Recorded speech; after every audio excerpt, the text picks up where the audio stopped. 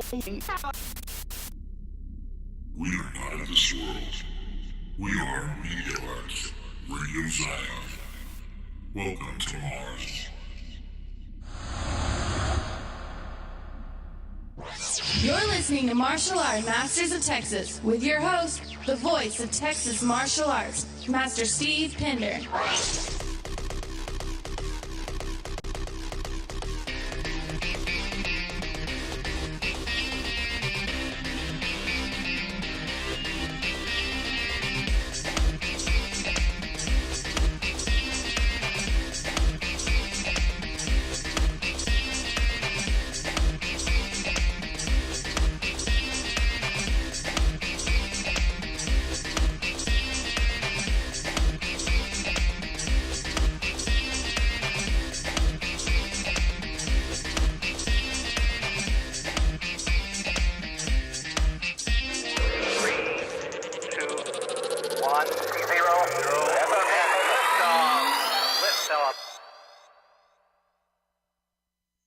Well, everybody, this is the one you've been waiting for.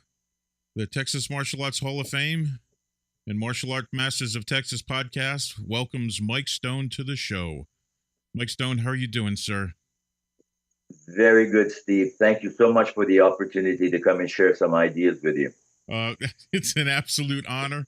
I've interviewed a lot of people over the years, and this has been one that I've wanted to do for a long time and just haven't been able to get it done. The times that you were in the United States, I just wasn't able to get to the place where you were at the time. So I'm glad we can do this way.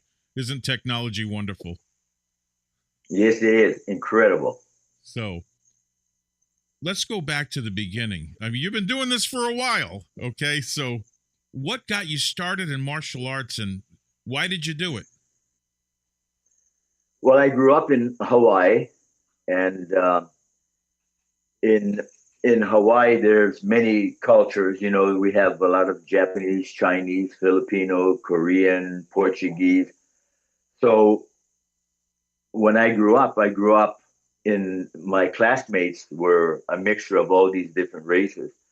But one of the things I somehow gravitated to without really having an understanding was I gravitated toward the Japanese students that I had. And everything about the Japanese culture, the people, the food, everything about them, I immediately had an attraction to. So I started hanging out with them even more so than people from my own race, if you want to call it that way. And there was just something about them that was different. Not only different, but it was something about them that I was attracted to. And I didn't know what it was then, but it started to reveal itself the more I was exposed to it. But primarily I was watching samurai movies when I was quite young, and I gravitated to that. I really enjoyed watching Japanese movies. My first hero, and still in movie, is a guy named Shintaro Katsu, and he played a character called Zatuichi, the blind swordsman. And that was it. I watched it, and I was just really mesmerized by the things that he did, portraying being blind, let alone and being an exceptional swordsman. So it was a lot of those things. And eventually, what I wanted to find out was I wasn't a very good student. I was actually not very smart. And that was because the environment I grew up in, like I think most people, we are heavily influenced by family, by friends, by relatives, by teachers, religious people. And there was an idea when I was a child that if you were a good athlete, you were not a nerd, you were not smart. So there was a separation, a definite distinction between people that were athletically proficient and people that were smart, that they were intelligently proficient. And that you could not cross that barrier. So athletes were athletes only, nerds were nerds. And they didn't even like each other just because they were put in separate categories and they did not mix for the most part. So I was praised and uh, congratulated for being a good athlete. And the more they did that, the better athlete I became. On the other side, since I was not supposed to be smart, I obviously didn't even try to be smart. Schoolwork was not something I enjoyed doing. It was a waste of time to me. So when you're not good at that, they call you dumb, slow, stupid.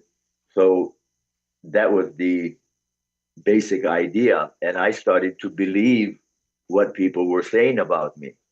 So the more they congratulated me about being a better athlete, the better athlete I became, and the stupider I got at being a student. And that caused a belief in me that that's who I actually was.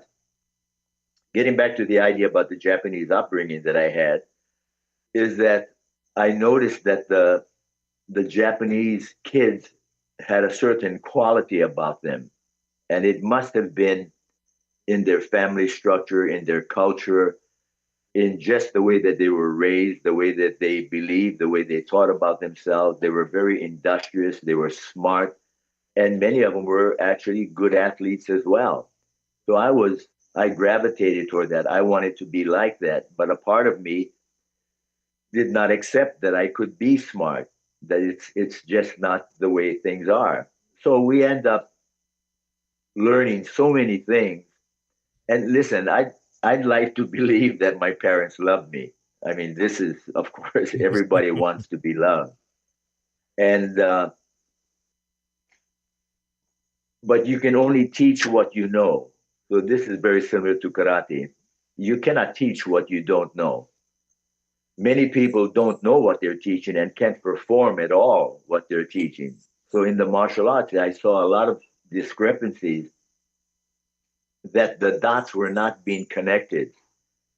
That the thing that I really wanted to be was, I wanted to be the best person I could be. I wanted to be a better person. That was my interest in karate, because I saw in my Japanese friends and kids in school that not only did they attend American school, but after school at 3 o'clock, they would go to a Japanese school where they would continue learning their culture, ideas, religion, uh, all of this. So I thought that was really amazing, that they had the discipline, they had the courage, they had respect, they had honor. And yet in martial arts, these were all of the qualities and values that we were supposed to be learning, that this is what it was. And again, oddly enough, that these values and ideas are from Asia, Japan, Korea, China. These are the values that these countries teach to their children. So I value that, and I was envious of them, and I wanted to become like that. And I wasn't very smart, so I failed the fourth grade. I didn't advance as fast as other people. But the idea was that when my mother died, that made a major shift in my thinking. I became a very angry, hostile, violent person. And I learned that football coaches loved loved athletes like this. They want people that are highly aggressive, angry too. So I became very proficient at football. And but I didn't like the way I was expressing who I was, because I really didn't feel deep inside that I was that type of person. But you gradually become that, just like learning anything, right? We learn through repetition. And the more we think an idea of who we are, and the more we act upon that idea through expressing it, the more we become that idea. So I gradually became a violent, angry, hostile person, and that's not what who I really wanted to be. So the idea of martial arts was still in my mind. So it didn't happen even when I went to the army and I first started karate. Those values were never taught. and they were taught by people at that time in the early 60s, late 50s and early 60s. It was taught by military people or police officers or people that were in combat in World War II and in Korea. So the people that were actually teaching martial arts were military people that were assigned in Asia, came back and started opening up schools. And these people had that mindset to begin with. So the training was very uh, strong, very hard, very disciplined.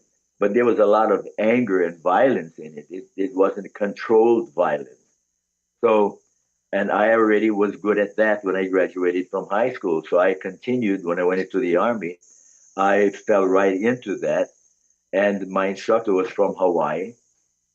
And there was other reasons why I gravitated more because he was there and we formed a little group of soldiers from Hawaii that he started to teach. So I started winning like I was doing in other sports. And that became the normal thing. But at some point, even when I was 19 or 21, when I won the internationals and I was competing, and I got my black belt in only 6 months from the day I started training, when I was told by my instructor and everyone else that there was a standard, and the standard was any American or foreigner that came back from the military that taught in America, there was a basic unwritten law or rule, and that was you don't promote your American students until they have a minimum of 5 years of experience. So here I was after 3 months of starting, still a white belt, and my instructor said, "Oh, there's going to be a tournament in Tulsa, Oklahoma," because I was stationed at Fort Chaffee, Arkansas, just across the border from Oklahoma. And he said, "Who wants to go?" And I said, "Yeah, I one on one. I was doing team sports all of my life, but one on one sounded more challenging to me. So that's what I wanted to do." So we went there. He says, "Well, I'm going to have you wear a brown belt just to get experience, although you're just white belts and you've only been training for 3 months." And I didn't think anything, a fear was never an idea that I had, personal fear about physical things. So I didn't think anything about it. I said, "Yeah, that's fine."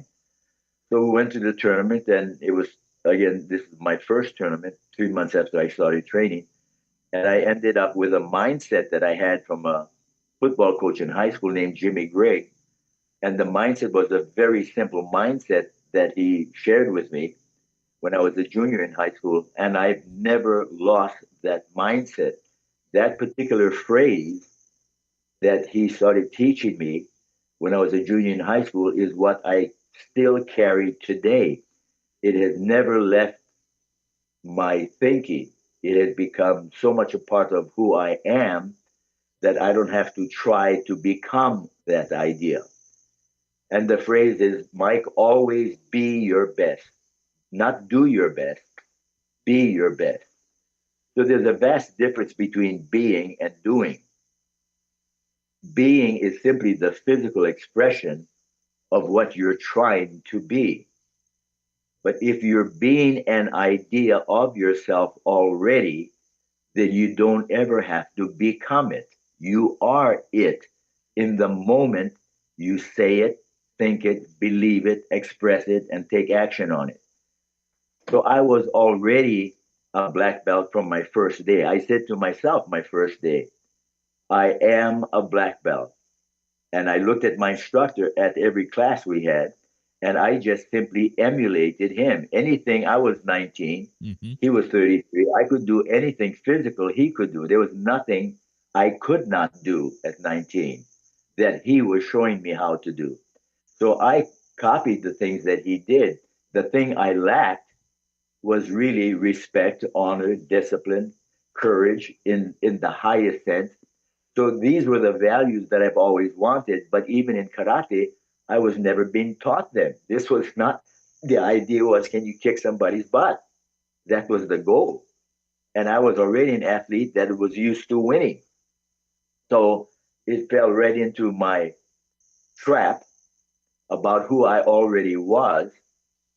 And it was easy for me to do because I've always thought that way about who I was.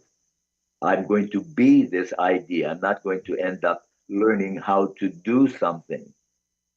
So that is a very big distinction. Then after that tournament, we were invited by Alan Steen to the first, what is it, Texas Karate Championships, I think, or Dallas. Yeah. Was a month later in November of 1960 or December of 1963. Then I won that. Then June Ree was there, obviously, and he invited us to go to the Nationals in Washington, D.C., Arlington, Virginia, which was the first part of 63, I think January, February.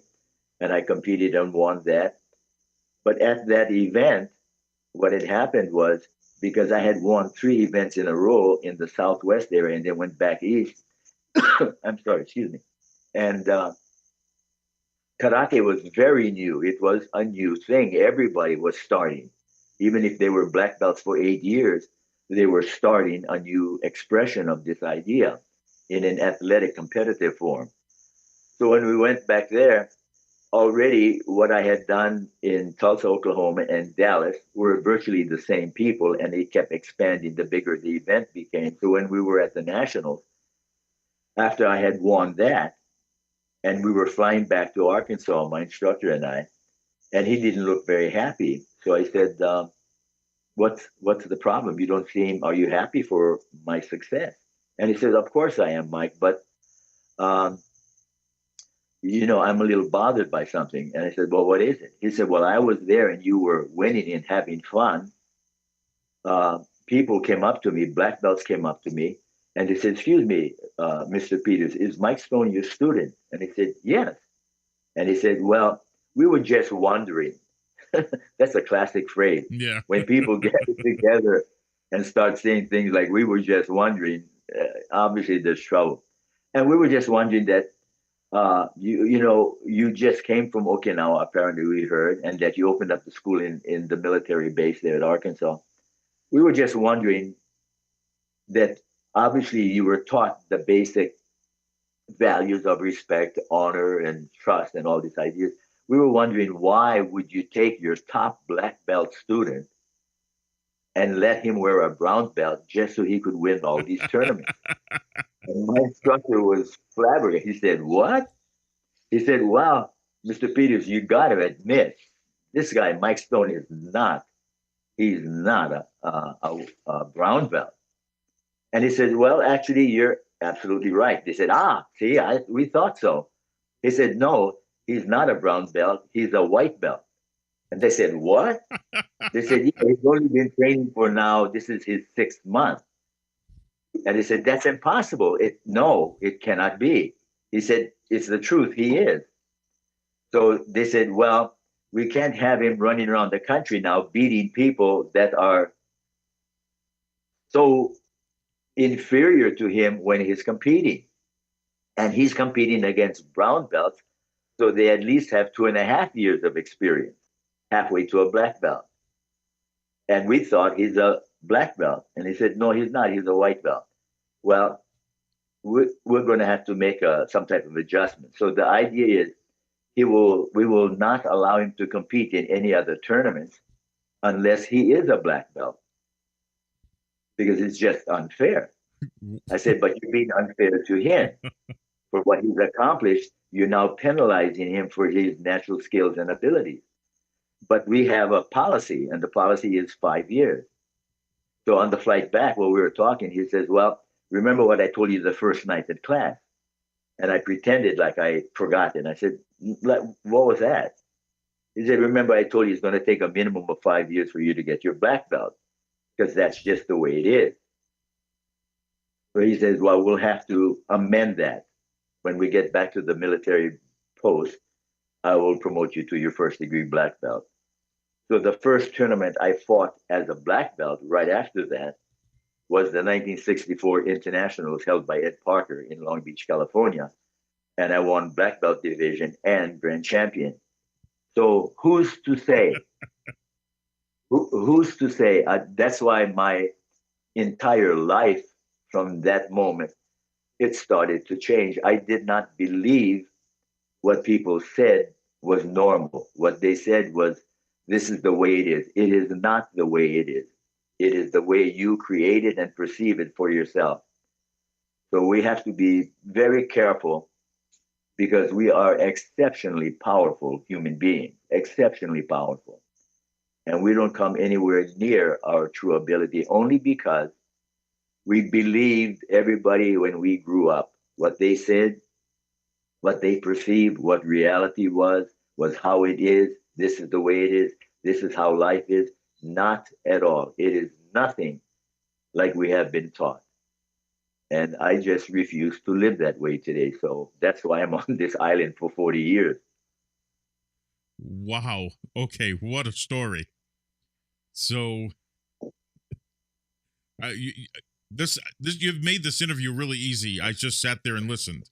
So, okay. So from this point now, you're considered a showdan, and now at what point did you start spending more time in the States? Was there a point where maybe you spent more time in Texas, or was there a state you gravitated to outside of Hawaii? Yes, when I got out of the service, that I joined the army in 1962. I got out in 1965. That was a 3-year enlistment. Mm-hmm. When I came back, obviously I got out of the service while I was in Hawaii. I stayed there for about 4 or 5 months. Then Ed Parker had offered me.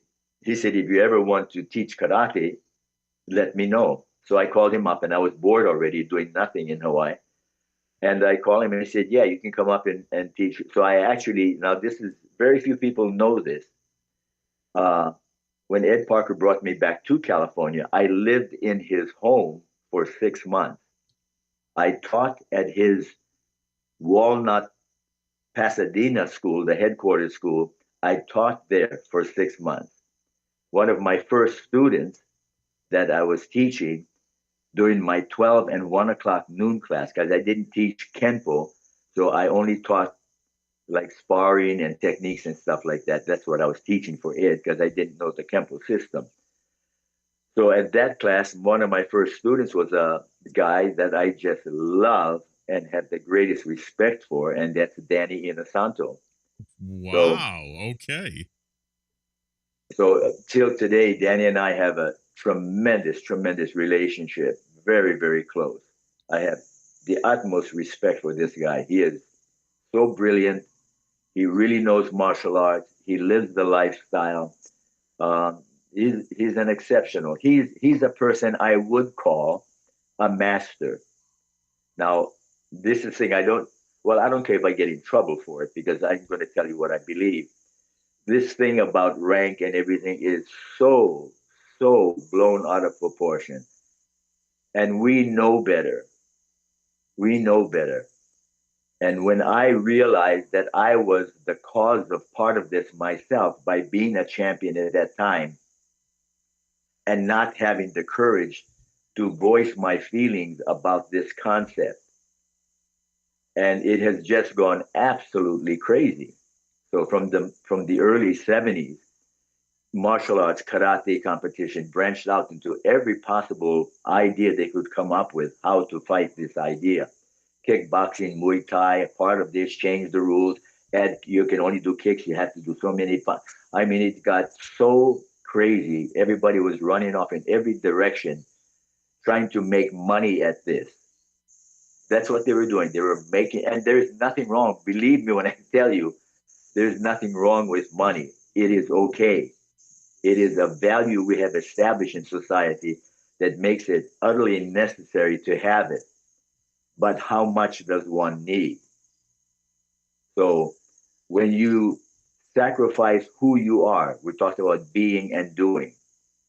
When you start only doing things to make money and your beingness, that means your spiritual quality, the essence of who you were created, when that aspect is being disallowed to express itself and to be a part of your decision making process. When we lose sight of that, we have lost sight of who we are.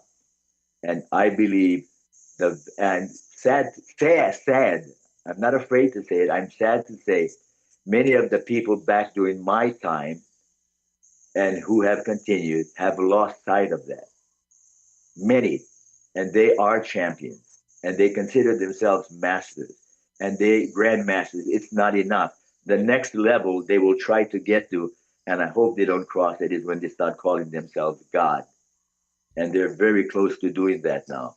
They want to extend the number of rank. Now 10th is not enough. Well, let's do 11th and 12th. Who's authorizing them to do that? They are. So it has gone totally bananas. And 40 years ago, when I had enough, I was 40 years old then, I said, enough is enough. And I decided to move away from the States, and I was living in California. And I came to this small island in the Philippines where I've been living for the last 40 years on the same property. So listen, the way I chose to live is not for everybody, obviously, because I'm still a minority buried here that even thinks like that worldwide. But I don't mind it. I know the choices that I made. I accept 100% of the obligation and responsibility and the consequences of all of my choices. And I had to go back throughout my whole lifetime, review my entire past to see all the stupid mistakes I made. They were my choices. They were my choices, no one else's. So I had to go back and accept responsibility for all of them. And once you do that, you are really free. Once you accept responsibility and the outcomes, consequences, and results of your choices, who do you owe? You owe nothing. You are free. And the two things we want is we want to be loved. Everybody wants to be loved. This is a good thing. But we don't realize before you are loved, you have to learn to love yourself first in the highest way. I'm not talking about arrogantly or conceitedly. I'm talking about at a spiritual level, you have to accept yourself and love who you are first. When you do that, it is effortless to love other people. And you will find people will become attracted to you because of this idea. Because love is a frequency, it's an energy of vibration, and that's your creation. You are created of love and light. This is who you are. But you have forgotten that. You have forgotten your connection to your spiritual origin. And this is a mistake in choices. It's not stupid. It's just that you have been programmed to believe certain things that are not true. And even though you know they're not true from your own practical experiences, you still, because you have been a habitual human being that learns through repetition, and Yes. you still make the same mistakes or same negative choices over and over and over again, and you've been doing it all of your life. And you're trying to find love in all the wrong places. You're looking in the wrong direction. If you want to find love, just look within yourself, not look out. You won't find it outside. When you look out, what you're learning is you're seeing how people really are. They are hateful, disrespectful, they're angry, they're violent.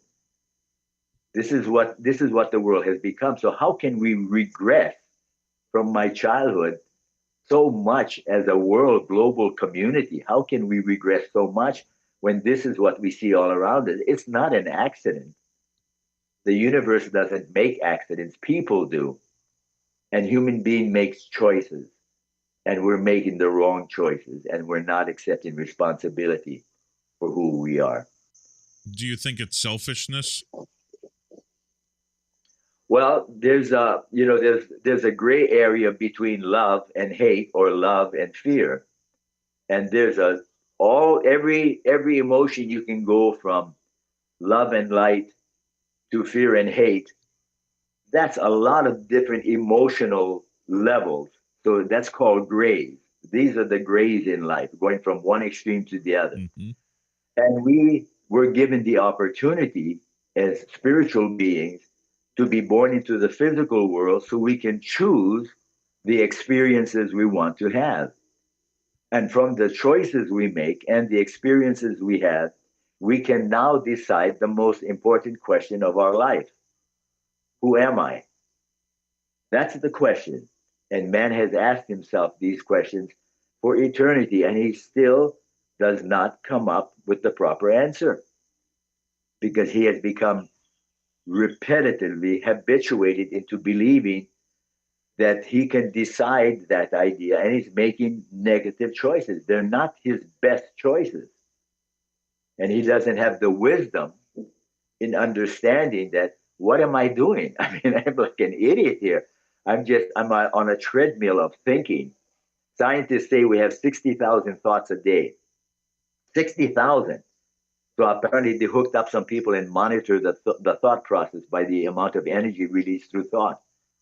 If we have 60,000 thoughts a day, why do we only remember 15, maybe, at the end of the day? And the answer is quite simple. You remember the 15, but those the 15 you have repeated 60,000 times a day. So it's not surprising that you know these 15 negative things and you're repeating it and you become very good, so good, they become a natural and normal part of your thinking process. From the time you get up, you are not consciously aware. That means you have not paid attention or monitored your thinking to the point that when you made a negative choice, you go, stop, wait a minute, why am I keep doing this? I'm destroying my life. I take drugs. I'm drinking alcohol. I'm smoking. I'm doing things in excess, and I continue to do that. And you know what we say? We use the most ridiculous answer to some of the things we do. We say, I'm only human. What do you mean, only human? That's a down. That's a, so. Because that part of you is the most powerful aspect of your creation, and you make an excuse for it. Stop it already. You've been doing that all your life. Well, we're So taught anyway, that we're taught from day one that we're fallible. Oh, you're going to make mistakes. You're going to make. Well, we understand we're going to make mistakes, but I think what's well, fascinating. if I may, Steve, it's, yeah, we don't even have a brain yet. It's not functioning properly. So from the ages of birth to about 7 years old, we're exceptionally vulnerable. And who are we vulnerable to? We're vulnerable to the people that love us the most, Mm-hmm. our parents, our Yes. relatives, our friends. These are the people teaching us. But what they've taught us in the disguise that they're teaching us because they want us to be safe and they love us, that's their excuse or reason. And I want to believe that. I want to believe my parents truly love me. But my experience is probably not. That's my experience. Probably not. So if it's not love, what were they teaching me? They were teaching me to become complicit, compliant, obedient. They were teaching me to be a good boy. They were teaching me Yeah. respect and discipline, but they were not. They were teaching me how to be afraid, and they were exceptionally good at that. They taught me fear, and all of the fears I've ever had in my life were taught. I was born perfect. I was created in the likeness and image of the Creator. Nothing wrong with me. I was perfect. I was created of love and light. So, where did I start getting introduced to the concept called fear and hate? It was from watching my parents, and they can only teach what they know. So, it was probably handed down from their parents and their parents. And we can see the evolution. We can see the flowing down of this negative energy that is primarily because imagine if my parents were in their early 20s and they had a child. They never had one. They don't know what this little creature is going to do. Mm-hmm. So in the beginning, yes, my father was probably the most enthusiastic, right? 11 months, my kid is standing up. Well, he's going to walk. Why? Because he's my son. So he's going to make sure his son can walk. And because he's proud. But then if the son doesn't walk at 11, because the other guy, his neighbor said, I have a boy at 8 years old, he started to walk. What's wrong with your son? Well, I'm going to make sure my son can walk. He's going to be an athlete. He's going to be tough. He's going to be a man. He's not going to cry. He's not going to do, because men don't do that. No, men do. Wake up, everybody. So this whole system of teaching fear is that I have clients that come to me from all over the world, literally, and they come here to spend 21, 14, or 30 days. They live at the house. They stay here. They are not allowed to eat. They do a juice fast. They work out hard, hard, physically tough, and yet they're fasting. So all of their beliefs, they think, I'm not supposed to fast. It's dangerous to fast. No, it's dangerous to be stupid. No, it's not dangerous to fast. I can tell you that. No, not at all. But this is the belief that they tell us. You have to get your doctor's permission. Well, if that's what you believe, then please get your doctor's permission. But ask if your doctor fasts at all. Probably not, because he's the one smoking and dying of a heart attack at 49 years old because of stress. So, no, you have to figure out life for yourself. You came here to find out who you are. This is why you're here. Who am I? And you get to do it through your choices, your free will of life, and your ability to choose. When you choose an experience, you have an experience, you have to now decide, who am I in relationship to the experience I just had? Do I like it? Yes, I'll continue it. Do I don't like it? No, don't do it. Stop. Stop doing it anymore. Gravitate to the things that make you feel good about who you are. And you can't feel good about who you are past 7 or 8 because why? They've been telling you how dumb, stupid, lazy, fat, ugly, no good, you won't amount to anything. They've been telling you this. Who? People that love you. Oh my God, I don't need an enemy.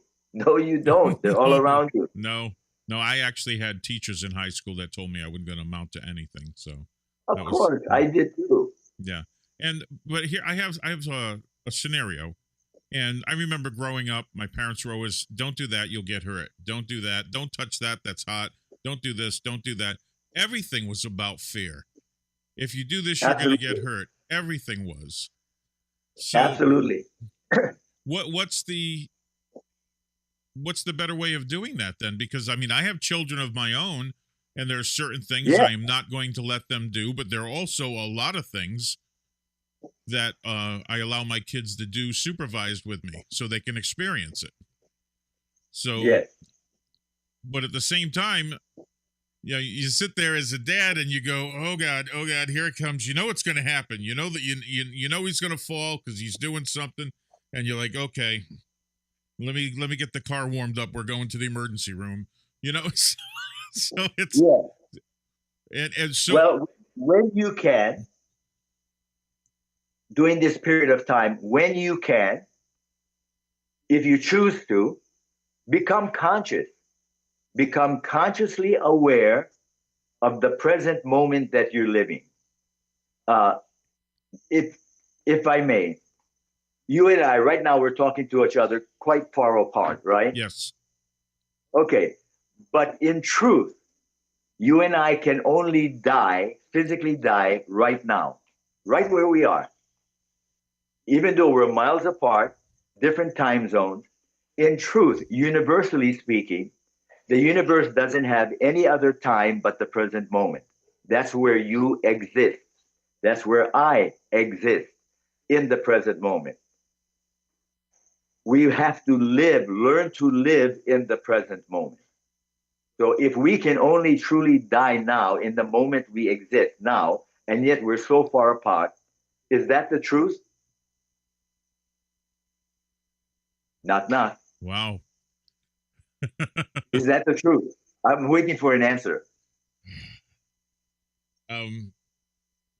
No. Yes. It is? Yes.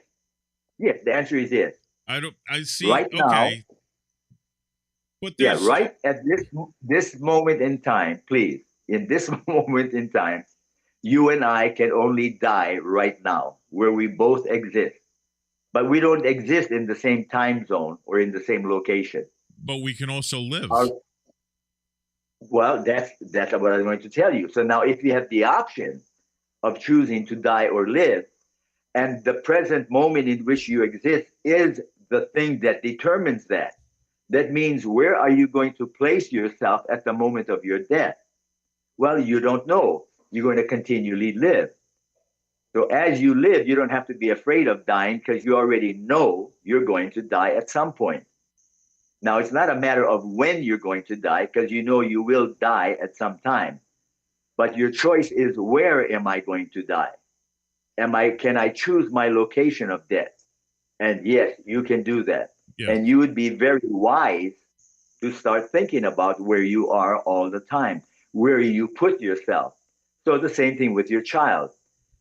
If your child is dependent on where he is because of who you are, then you will have to use some very clear thinking and monitor your thoughts as to where you place your child. Are you going to place your child in a position or a place of danger? Of course not. So you may have to monitor your child. So instead of making them afraid, I know exactly. In fact, I use the very same thing you expressed earlier. And in my seminars, I do say, like my parents said to me, get down from there. You want to break your neck? Yeah. And I go like, neck? I don't even know what a neck is. So we have to, if we are responsible for our children, and we are, and we have to accept 100% responsibility of the consequences Uh-huh. of our children, then we will have to be aware. We will have to be conscious. We will have to be present. We will have to be living in the moment we exist. When you start doing that, you have no problem because you should be in control of the moment in which you're existing.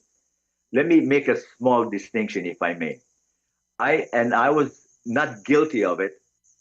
I did this at one time. I bought a book called Think and Grow Rich by Napoleon Hill, and I followed to the letter their 6-step goal setting program. I followed it. I had things posted up all over my mirrors, on the walls, in the garage, everywhere. I would carry these little messages that I would recite over and over again about what I wanted to be, do, and have, how much money, when, why. I did that. Then about 30 years ago, I woke up and realized, oh, wait a minute. I am living mostly in the past when I want to. So I say, yeah, remember the good old days? Like, remember when you go to a karate tournament that everybody's talking about the past? Mm-hmm. Yeah, everybody's talking about, yeah, remember that time when we were, and everybody's feeling good about talking about the past. Well, if it was a good experience and you had good memories, of course, it's a nice thing to reflect on. But many people are only choosing to select those nice few moments, not the rest of their life that Yeah. was hell. Yeah. So now you're doing that, or you project yourself into a time that doesn't exist, which you call the future. So now in your present state, where you actually exist, you're spending your time thinking about the good old days or worrying about the future, which is not yet here. So you're caught in between your past, your perception and idea of it, and your idea of separating yourself from your future because you have no idea what's going to happen, and you're living in the present moment. It is no wonder why I continually have people call me, ask me all the time, why do I feel stuck in my life? Why do I feel like I'm not moving, I'm not progressing, I feel like I'm stagnant, I feel like I'm in quicksand. My mind is like that. I feel lethargic physically. Why is that? Because you're not truly present. You're still creating time zones in which you don't exist, your past and your future. So once I believed and created the idea and the belief that I'm always present, I started to bring things into my life. That means the projection of myself into another time zone, like the future. I can't bring back the past. I can occasionally as a memory, but I've done that already. I had enough of my past. I'm concerned about my present. But if I'm worried about my future, I can actually bring that idea into my present. I can attract by being very strong and positive. I can bring, I can attract the people, the situations, the circumstances, and consequences of my future. I can bring those into my present where I actually exist. So I can actually experience my future because I am living my future in my present. I cannot live my future in the future when I'm not there yet. I can die in the future, yes. But in that moment I die, it'll be called the present, where I actually exist. So we have to be very conscious of the way we continually separate ourselves from ourselves. We keep creating new concepts, new dimensions, new theories, new idea. I have a subconscious, a conscious, a metaconscious, a physical. I have this. Nonsense. Nonsense. You are one idea present in the present moment. The sooner you learn to live there, the sooner everything, all your problems, worries, stress, anxiety, fear, doubt, they will disappear. Why? They don't exist where you exist. And you are creating you're creating your present. These ideas we have are not present thoughts. They're either of the past or of the future. Wow, And you know, it makes I never looked at it that way. You're blowing my mind here. No, Steve, nobody has. Steve, trust me when I tell you, my friend. Trust me when I tell you. I don't like to leave my premises. I don't like to leave my property. Why? The minute I step out in, when two or more are gathered in my name, there is trouble. There is trouble. So it's a biblical phrase, and Jesus may have said it, but it may have been true for him, but not for the vast majority of us. I notice when I step out into the world, when I go beyond my gate and I'm out in society, I am conscious of always being my best, not doing my best. Doing my best is effortless when I am already that idea. You understand? Yes. So even this distinction between being and doing is an area of separation we create for ourselves. Anytime you create an idea of yourself that's separate from who you truly are, you must contend with it. Why? Because you are the one creating it. So every aspect of your life that you create, fear, you have that, then you created it. Anxiety, it's yours. You're creating it. Stress, it's yours. You created it. Disappointment, unhappiness, you're creating it. What? Me? Mike, do you think I'm stupid? I'd never do that. I'm not saying you're stupid. I'm saying you're making the wrong choices. Think again. Make a better choice. Monitor your thinking. Become conscious of what you're aware of. When you become that idea, you can only do it in present time. You will now attract all the things you want and need in your life. And you will realize actually that the things you want and need become less and less and less. Because where you are can be preoccupied with so many ideas that don't exist. Mm-hmm. Well, I may actually be doing some of this without even thinking about it. And it's something that happened when I hit 50 years old. I'm 57 now. And I decided, oh my God, 57, you're ancient. I'm a youngster. I know. Every time I say I'm 57, there's people that say, oh, you're old. And then there's people that say, oh, you're a youngster. Well, when I realized my stress level at 50 was so bad that I decided to not dwell on what's in front of me and just, you know, I'm very, very happy at my current position and what I do. I run an art department for an ad agency. I'm a graphic designer. That's what I've done for 25 years. I love it. And I stopped worrying, and my blood pressure is now what it was when I was 18 years old. And there's something that I realize with martial artists, and correct me if I'm wrong, the reason why we look in the past and the future is, especially when you hit around 50, it's the older I get, the better I was. So, and then of course you're like, well, what am I going to be like in 10 years? Am I going to be, I'm going to have to work harder so I can maintain what little I have left. I'm not that fire pisser I was in my 20s. And yeah, gravity is not my friend anymore. You know, I can't do those jumping 6-foot high side kicks I could do in my 20s. But I should be smarter. So I did. I lowered my stress level, and it's really helped my life a lot. I mean, I'm a much happier person. I'm not as angry as I was 10 years ago. But what you said about, but I find myself not living in the present as much as the way you put it, which blew my mind. By instead of doing the best I could, being the best. Because I find myself telling myself, okay, Steve, do your best today, instead of be my best. And I find that so profound, what you said. I'll remember that forever. Well, being is a state of mind. Mm-hmm. Doing is simply a physical act.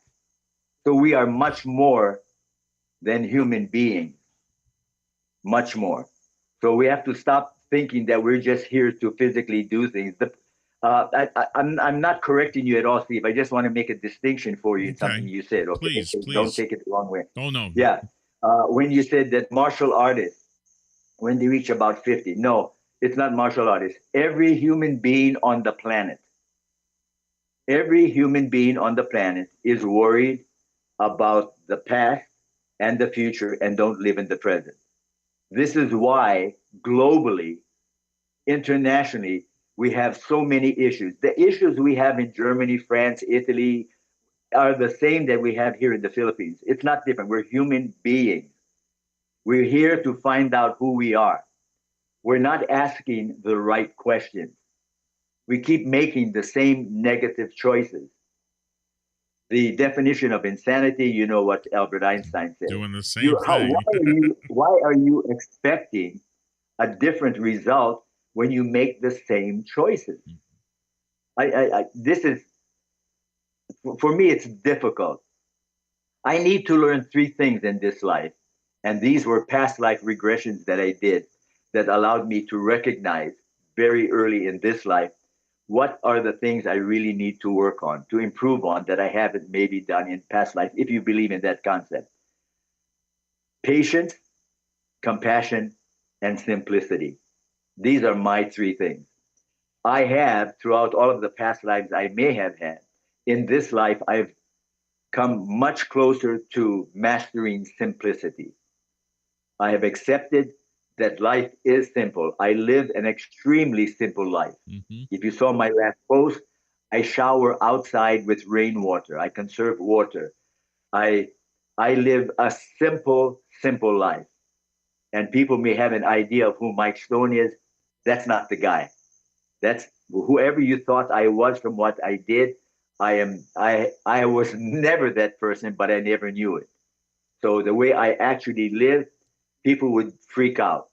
I don't I don't have the same issues, problems.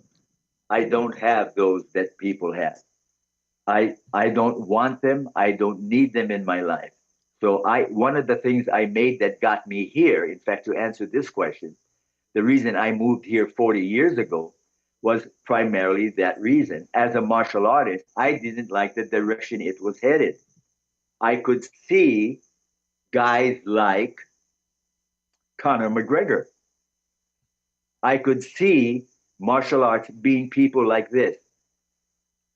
I want nothing to do with Mr. McGregor. Nothing. It's amazing you brought that up because I actually had Bruce Buffer on the show talking about that after that incident happened, asking him if this is what martial arts is turning into. Wow. It had turned. It had made the turn in the 70s. Martial arts made that turn in the 70s. And it was a conscious choice to turn off in all these fragmented, separated ideas of what martial arts is. The values, trust, honor, respect, integrity, these are not taught. These are the values. We have to get back to the basics. These things are truly important. And we've deceived ourselves for so many years. When I made up my mind at 40 years old to move here, the reason I came was I realized I would have to leave everything. Leave everything meant, did I have potential to make a lot of money? Yes, I did. Do I have the skills and talents to do it? Yes, I did. Money was no longer the issue for me. I wanted to know the first question, who am I? And the answer is I found out I am love and light, and I'm going to live according to that frequency of energy. That's who I am. I was created that way. This is who I am. This is the essence of me. Spiritually speaking, this is who I am. The longer I do things outside of myself, thinking that I want more, I want a bigger house, more money, a nicer car, these things are not it. You can say, oh, Mike, but everybody knows that. No, not everybody's living that. Information in and of itself has no intrinsic value. I can now go to AI and I can have him write a term paper for me. Getting information is not the important thing.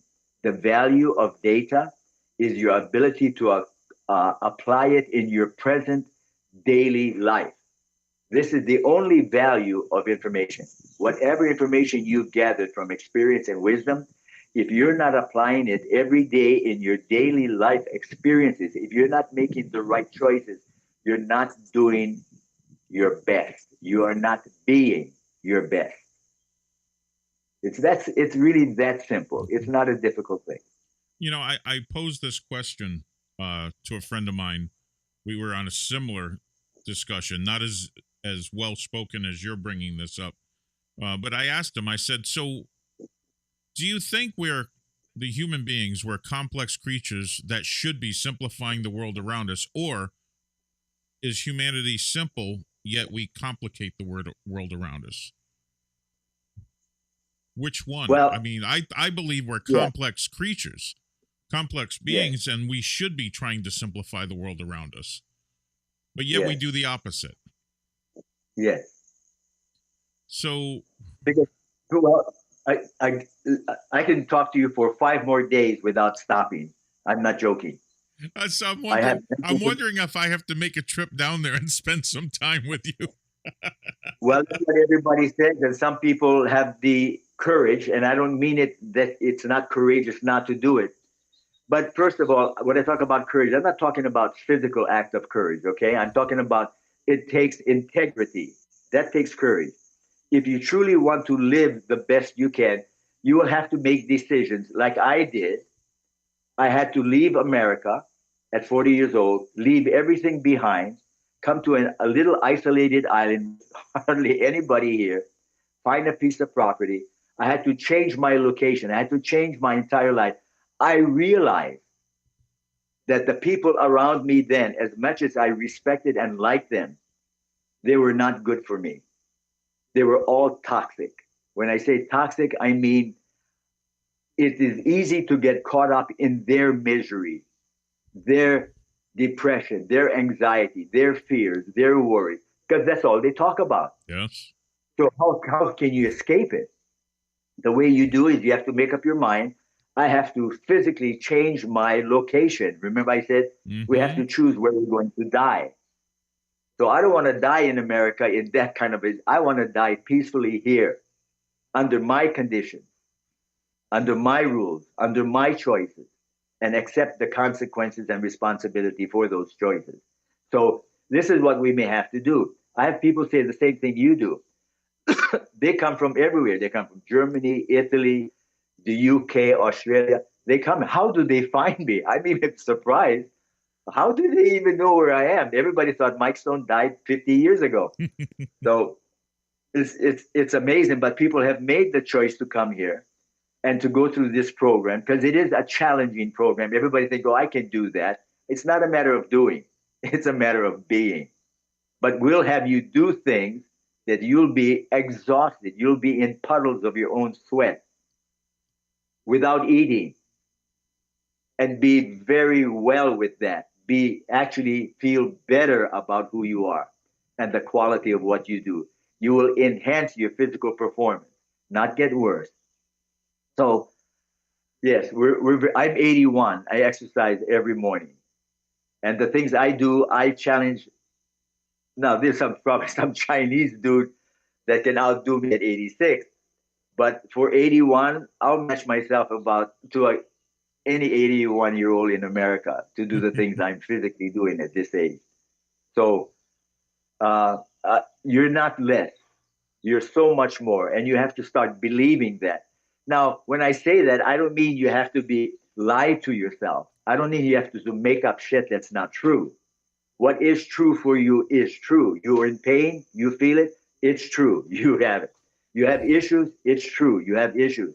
But understand all the issues you have, all the fear that you have, all the thoughts that you have are yours.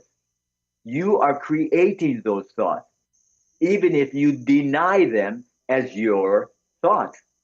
And we are human beings are exceptionally gifted at denying their own reality.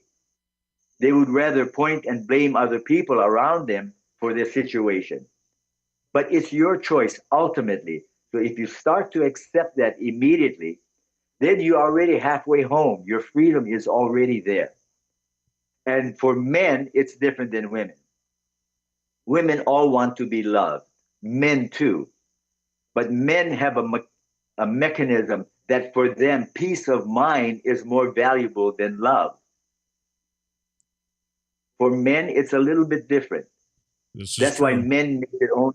That's why men have their own caves with their own little issues in it. Give me my own room. Give me my big screen TV. Give me my remote control. When I come home, give me 30 minutes. Leave me alone. Yep. That's what this studio is. This is my man cave. Yeah. So, but again, you can create this man cave in your mind and take it with you no matter where you go, no matter what facility you're actually in. You can create that mindset. I'm always being my best. And if you stay focused on that in the present moment, you can't be any other idea. And if you say, I know who am I? I am love and light. Anytime you have a situation, anytime you have a question in your life that may be contradictory to what you're expressing or feeling, then ask yourself this question. Anything that comes up that's negative, anything, ask yourself this. What would love choose now? That's it. Just ask that question. What would love choose now? In this moment that I'm having an issue, it's a little bit difficult. What would love choose now in this moment? And if you answer the question that you already know, which is true, I am love, I am light. So if I ask anything that comes up in my life that may be stressful or difficult or challenging, I would say, well, what would love choose now? Well, wait a minute. I am love. I am love. I know the answer. And now you act in accordance to what love would choose, not what anger, hate, fear would choose. What love is, that's who you are. Choose that in the present moment. Wow. I know we only have a limited time here for this interview and this show. No, Steve, you have a limited time. Sorry. Yeah. Sorry to make that distinction, my friend, but I can stay here all day. You have to go. Yeah. Well, I wanted to save a little bit of time because I wanted you to talk about, because this is it seems like a train wreck going from this amazing conversation into this. I wanted you to talk about your book that you're getting ready to publish. Yeah, it's already done. It's already done. Yeah, it's already out on Kindle and paperback on Amazon. And what is the name of it? It's called My Life with Priscilla and Lisa Marie Presley. My Time. Wow. Oh, I can imagine that's see, we're going to have to do this again. There's so much more in your life that I want to talk about. Would you mind coming back again and talking a little bit more? How many more times, Steve? We could probably do this 20, 30, 40 times. I mean, I would never get tired. I would never tire of this. So, well, it'll take me at least that long to get halfway through my program. Okay. What would you mind being like a regular guest, maybe every other month? No, it would be. I would love it. Oh. Why love it? Because I would love it because what I want to talk about is not only about martial arts. It's not only about it. I'm talking about life itself, and everybody wants to know that aspect. The things we were talking about, it could be martial arts, but it's not. It's about life. It's about who we are. And I think we have benefited your listeners more talking about this than I ever could have about my career, about who I fought. Those things are really, I mean, they may be interesting to some people, but everybody out there is a human being and they're alive and they're living and they have issues. And they want to know. Yes, I'm sorry. Go ahead. No. I didn't mean to interrupt you. They're going to benefit from this. They're going to benefit from you. Yes, of course. And this is my point. Would you mind being maybe a monthly guest, doing one shot a month with me? Oh, that would be fantastic. Oh my Consider God. it done. Oh, it's an honor, sir. It's an absolute honor. So I don't want you to get too far into what obviously the title of your book is. It's self-explanatory. So you're going to be talking about that, which is from what I've always read and heard, it's a fascinating part of of pop culture, I guess, if you want to call it that. Well, I'm more concerned about the time. It occupied the 4.5 years occupied maybe 5% of my entire life. So it's just a scratch. I mean, it's an Yeah. experience I had. I enjoyed it. I enjoyed both of the ladies very much, Lisa and Priscilla. I was blessed to have them at a time in their life when they were pure and innocent. So I'm very blessed for that because after Lisa was 9, I think her life was a train wreck, and I'm so sad about it. But the book, I think people would really love it because it's not a tabloid trash talk. It's all positive. It's all about Mhm. love. It's all about relationships. And I think people would really enjoy it. In fact, at the end, if you don't cry, something's wrong with you. So now again, could you say where they can get this book, and I'll try to put links to it in the show notes. Yes. They can get it at Amazon Books. Okay, that's an easy enough So one. they can just call up Amazon, and it's already there in both forms, Kindle and also paperback. Awesome. I will be coming up to Los Angeles. Just another footnote, if we could. Excuse me. I'm coming up to Los Angeles October maybe 6th or so until the 20th. I'll be in LA. I'm coming there for Black Belt Magazine has is going to throw a very prestigious, and I will go to this because I really feel honored that they will give me a Hall of Fame Lifetime Achievement Award. And coming from Black Belt Magazine that I started with back in the 1960s or so, 63. Mm-hmm. So I'm very happy for that. And it's going to be in LA. So I'll be there during that time. And I'll be also doing a book signing at a thing called the Hollywood Show. And it'll be at the Marriott Hotel, Marriott Hotel at the Burbank Airport. And it's a big convention room. There'll be about 6,000 people there and about 80 celebrities that will be signing autographs and books and things like that. So that wow. might be something they could look up. Okay. So that'll be on the 18th and 19th of October. The Black Belt Hall of Fame thing is on the 10th of October, but it's only by invitation. It's not open. You can't buy tickets. You can't bribe your way into it. It's only the inductees, and the inductees each have 8 guests to invite, and that's it. So there'll be only about 160 people there. Okay, that's awesome, sir. I wish I could. I wish Yeah. I could. I wish I could meet you in California. There, that time of year. Yeah. It's again now every time I say I have plans, I have to do something at this. I'm going to be taken back to what you were saying, and now I have to take a good look at what I'm doing and find out what's necessary and what isn't, and start Yes. I mean, removing what is the stuff. most yes? What is the most important thing for you? It's the people that you love, your family, your students. So in order for you to do the best for them, you must be your best. Absolutely. There's no way around it. And your best means making conscious, monitor thoughts, monitor your thinking, make the best choices, live in present time. Don't keep falling back onto the same ideas everybody does, which never makes them truly progress. What you can do when we get to this part of the program, there's things that you thought I blew your mind already. You wait till we get to universal intelligence Okay, I'm and I'm intrigued already. So yeah.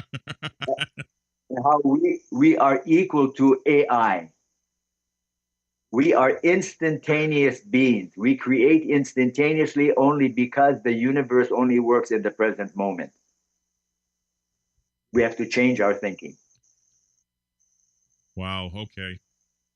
Yeah, we're gonna have to plan another one next month.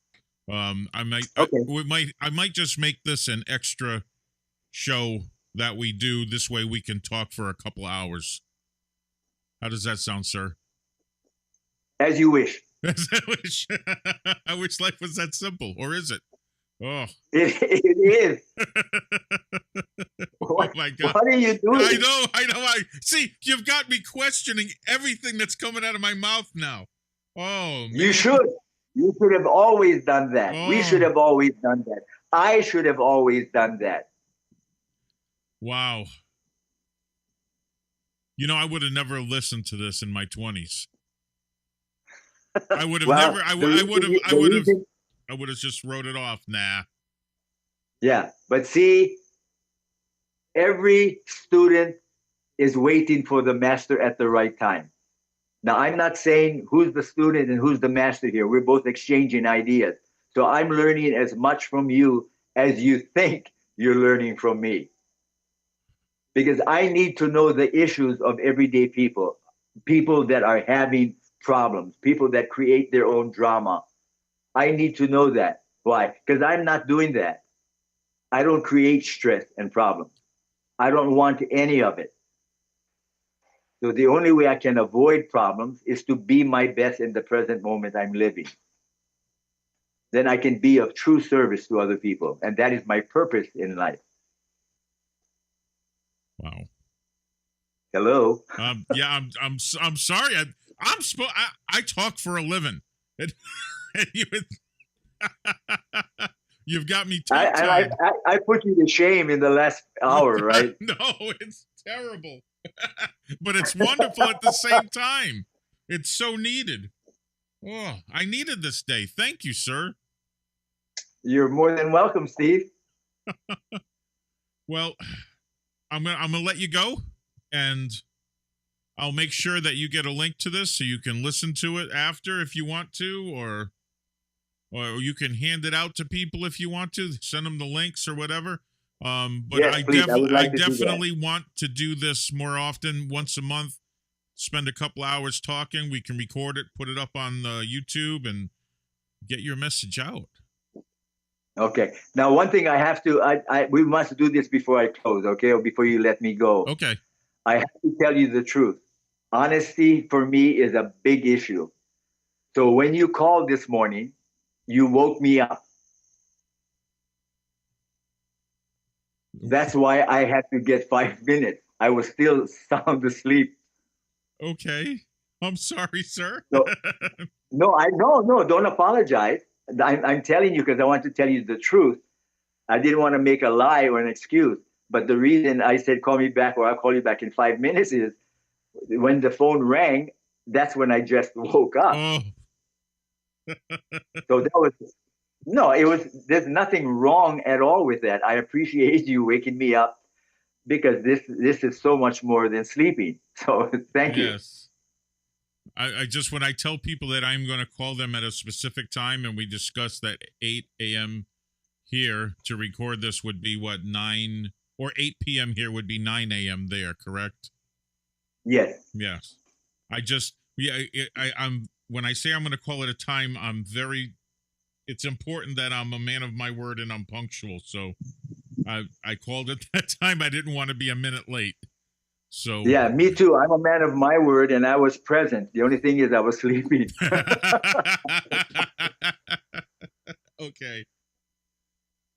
So until next time, and I will stay in touch with you on Facebook and Messenger, and we can talk there, sir.